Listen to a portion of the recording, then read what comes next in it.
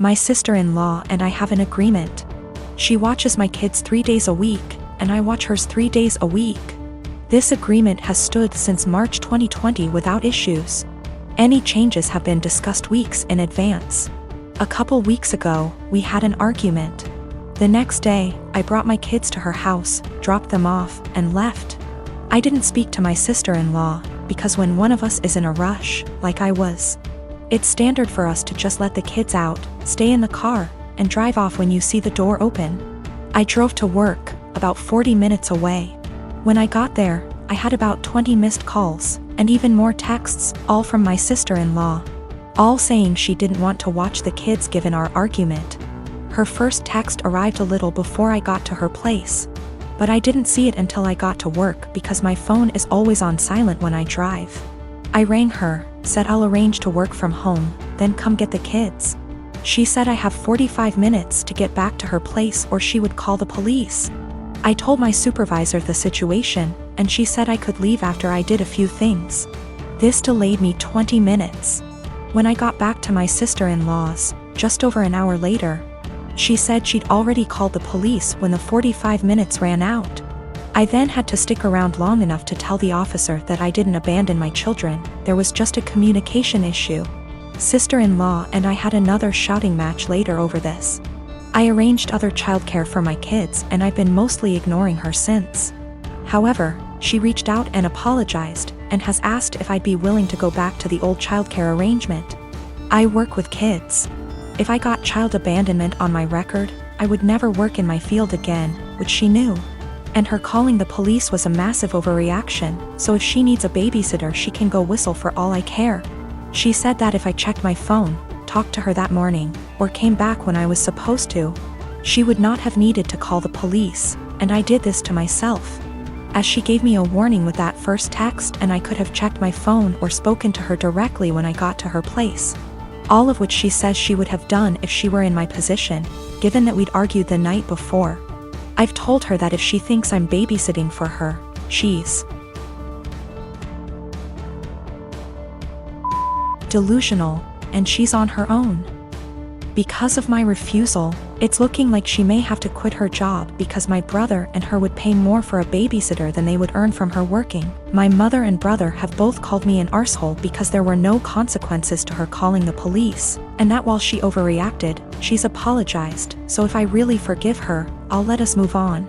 This income loss would also mean that she, my brother, and my niece and nephew might need to move somewhere cheaper. That my brother might have to take on extra hours at work. And in an extreme scenario they may even be completely unable to live independently, meaning they'd have to move in with her parents, who live several hours away. My husband and I don't want kids. My mother-in-law is big into family in the traditional sense. She has been pushy with us about having kids since we got married. Literally the week after we got engaged, she started asking. My husband has always changed the subject, and has even told her that it's really none of her business. Every time we see her, she asks. Everything we do is built around the idea of us having kids. 3 years into our marriage, my husband said we might not even have kids and mother-in-law would not hear it. At year 4, husband had a vasectomy and I had a tubal. So this weekend we were all at their home enjoying some barbecue and drinks and everything. When I get up to grab a beer, my mother-in-law asks me if maybe I should drink water instead, because wink wink nudge nudge.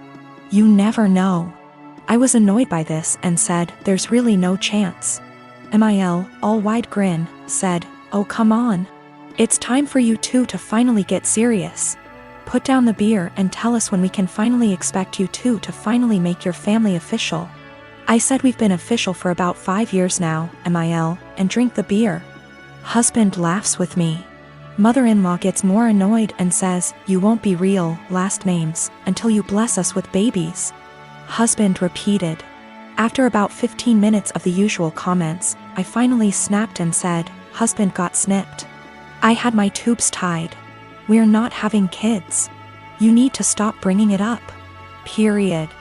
Well, I thought I started WWII. She started crying and stormed off. Family looked at us with disgust and stormed off to comfort her. We left. Party kinda ended. The social media bullshit started shortly after. Vague posts, links about how motherhood is a woman's greatest calling, listicles about how unhappy childless women are, etc. Some meme about how I guess I wasn't a good enough mother and won't be graduating to grandmother. It's obnoxious to the point that I just muted all of them. My mother-in-law finally called me this morning and told me that she was willing to put this all behind us if husband and I came over, and listened to her reasons that we really need to have kids. I told her no, that we are tired of her pushing this on us, and then she said, "You two aren't prepared to be real, last name S. I'd like a refund for what we paid for the wedding." It wasn't that much. It was like $400 for the rehearsal dinner. I hung up on her. When recounting this to my friends, a few of them said that I was the asshole here for dropping it like that. But I don't think she was ever going to drop it if I didn't finally make a serious, direct comment about it. 8 years ago, my sister got pregnant. The father wasn't involved and my sister didn't want the baby.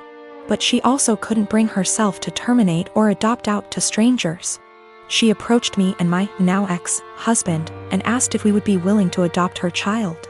We weren't sure as we were concerned this would lead to issues down the line, but my sister insisted that it wouldn't, so we ultimately agreed. Before Lucy was a year old, my husband left us both because my sister lied about Lucy's father. When Lucy was 4, I got together with my wife, and we married last year. My sister has said that seeing me and my wife with Lucy, who is now 7, confirms to her that she made the right decision. When I first adopted Lucy, my husband and I told my sister that we wanted multiple children, which she said she was fine with at the time, but now my wife and I are looking into our options and my sister objects. My sister has been staying with us since July because her boyfriend kicked her out. She keeps asking Lucy if she's sure she wants siblings. Lucy has said that she does, and telling us she's worried we won't be able to give Lucy what she needs, and then today happened. We had an online consultation with a fertility clinic to talk about sperm donation. We told my sister about it and asked her to keep an eye on Lucy while we talked. The Wi-Fi went randomly on and off 3 times during the session, booting us out of the call each time. The 3rd time, my wife went to check it and saw my sister holding the power cord, and Lucy trying to plug it back in.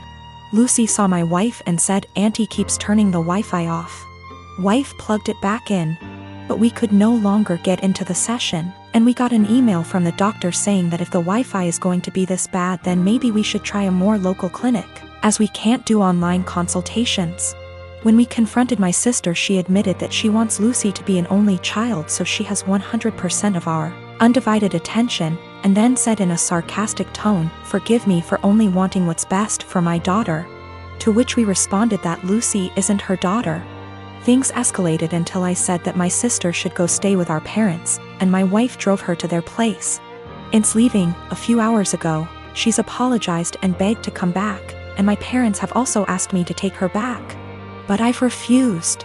They've all called me an arsehole for kicking my own sister out after one argument, because now she's unable to get to work. No car and too far to walk, and she's back in her childhood room while at our place she had a studio to herself behind the house. My husband, 35 years old, does not have a car. He sold his old one to help pay for his brother's wedding. I did not agree on this, but he had this car before we got together, so it's a shared property. Besides that, I have my own car, so that did not affect me till my husband started complaining about having to commute to work and hangout places. He tried to get me to let him drive my car several times, but I stood firm and put a boundary, making him understand that my car will never be driven by him. One of the reasons why is because of how bad his driving is. His brother lives out of town. My husband asked if he could drive my car to the wedding, but I refused, but not because I'm not invited. Another story for another day, because like I said, my car is off limits. He threw a fit calling me unreasonable to let him take public transportation because he can barely stand it for 10 minutes, let alone hours. I said it wasn't my problem, which irritated him but made him stop arguing about it. The day that he was supposed to travel out of town, I woke at 10 a.m. and couldn't find my car key. I went outside and couldn't find my car either. I was beyond pissed. I called him and like I expected, he took it and was on his way to the other town. I lost it and told him I gave him no permission to take it for a whole 5 days and said that if he won't turn around with it, and come home, then I'd call the cops and report it missing. His response was, "You wouldn't dare do it 'cause you know what would happen." I hung up on him, then immediately called the police and told them about my situation. I did not tell them my husband took it because they'd think it's a family dispute and decide to not get involved. I just reported it missing. 2 hours later, I got a call from my husband saying he was back in town and was being held at our local police station. I went to the station and talked to the cops. My husband made a scene there, swearing over and over that I gave him permission to take it and said I was acting out of jealousy and spite because he was going to attend a wedding that I was not invited to. I took my car and went home, but he had to stay a little longer. He came home in the evening and went on a rage fit about how I created an awful situation and almost caused him to miss his brother's wedding. He called me vindictive, bitter, and a lunatic to call the police on him and try to accuse him of stealing my car. He had to leave the same day to be able to be there with his family and decided to extend his stay, and he still hasn't gotten back yet. Right now his mom and brother are blasting me for what happened and calling me spiteful.